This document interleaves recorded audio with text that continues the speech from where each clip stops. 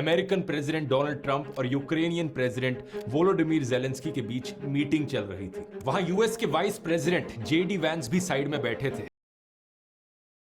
सारा मीडिया सब कुछ कैमरे के जरिए लाइव ब्रॉड रहा था। वहां पीछे व्हाइट हाउस के शेफ्स खाने के लिए प्लेट लगा रहे थे और इसी बीच यहां कुछ ऐसा होता है जो आज तक मॉडर्न डिप्लोमेटिक हिस्ट्री में कभी नहीं देखा गया है। You're gambling with World War III.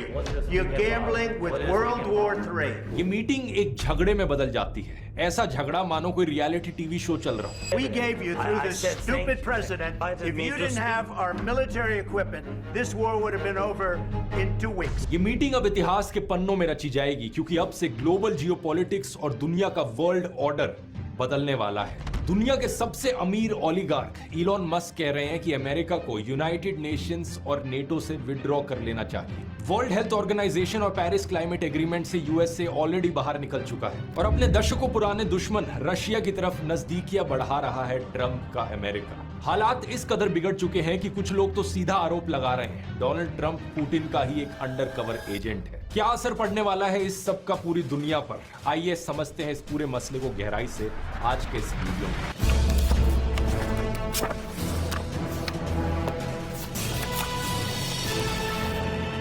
पहले थोड़ा सा बैकग्राउंड समझते हैं इस पूरी सिचुएशन का। 24 फरवरी 2022 की बात है जब रशिया ने यूक्रेन के देश को इन्वेड किया था। इसके बाद शुरू हुई थी रशिया यूक्रेन की वॉर। कुछ लोग इस वॉर शब्द को लेकर यहां पर एज्यूम करते हैं कि दोनों साइडों की तरफ से युद्ध किया गया हो किसी तीसरी चीज को लेकर, लेकिन ऐसा नहीं है। ये एक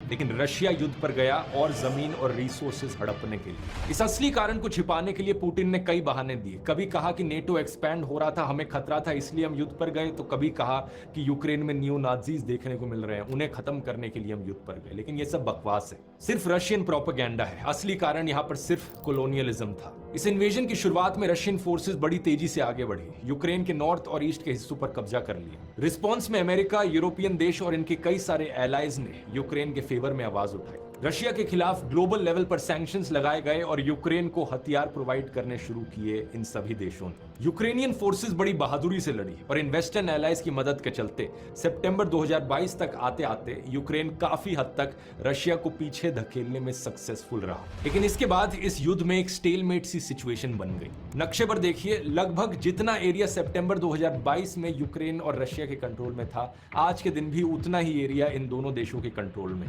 पिछले 3 सालों से लड़ाई जारी है। दोनों साइडों पर लाखों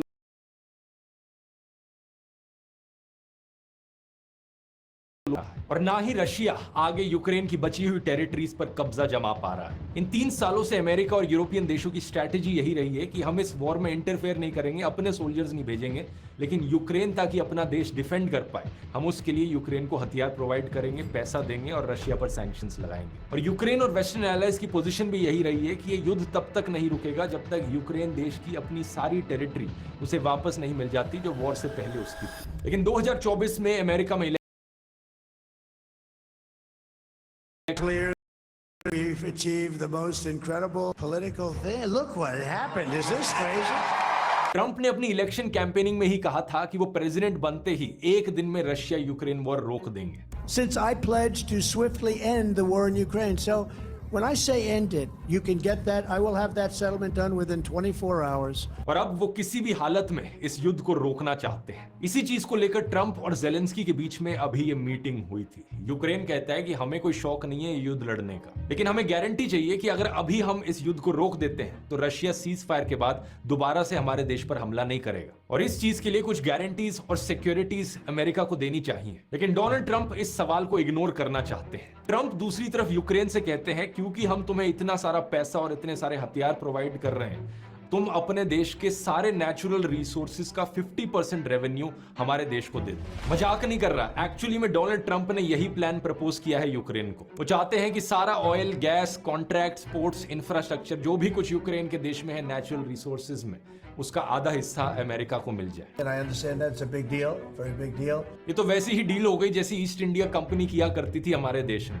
द टेलीग्राफ अखबार ने इस डील को यूक्रेन के इकोनॉमिक कॉलोनाइजेशन के रूप में डिस्क्राइब किया है। द इकोनॉमिस्ट ने तो ये तक कह दिया कि ट्रंप सीधा सीधा प्रोटेक्शन मनी मांग रहा है किसी माफिया की तरह। यहाँ पर हफ्ता वसूली करी जा रही है कि सारा आधा पैसा हमें दे दो अगर हमसे प्रोटेक्शन चाहते हो तो। जाहिर सी बात है कोई भी समझदार पॉलिटिशियन अपने देश के आधे रिसोर्सेज इस तरीके से बिकने नहीं देगा। तो जेलेंस्की ने भी इनिशियल एग्रीमेंट पर साइन करने से मना कर दिया। इन्होंने कहा कि मैं कोई ऐसी चीज साइन नहीं करूंगा जिसकी भरपाई यूक्रेनियंस की आने वाली 10 पीढ़ियों को करनी पड़े। रिस्पॉन्स में डोनाल्ड ट्रंप भड़क गए, पब्लिकली जेलेंस्की को डिक्टेटर कहने लगे। A dictator without elections.